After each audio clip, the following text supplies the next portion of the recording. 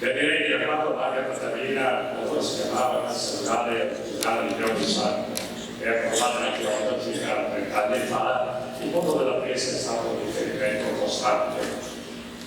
Posso anche dire che, visto che ho sentito parlare di acquacultura, le lungimiranza siano stati determinati per portare l'Università di Padova, qui a Chioggia, con la facoltà di biologia marina.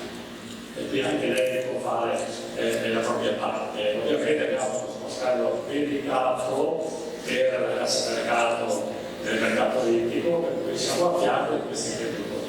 Oggi il percorso che abbiamo fatto assieme è saluto per continuare questo percorso. Io penso che anche la componente finanziaria sia importante e determinante per il sostegno di questo progetto, per risolvere tutte le problematiche che oggi ci sono. E sappiamo che il mondo della pesca è un tutt'uno anche con l'ambiente. Se guardiamo oggi si parla di sostenibilità ambientale e tutto il resto, sappiamo i problemi quanti siano e quali siano.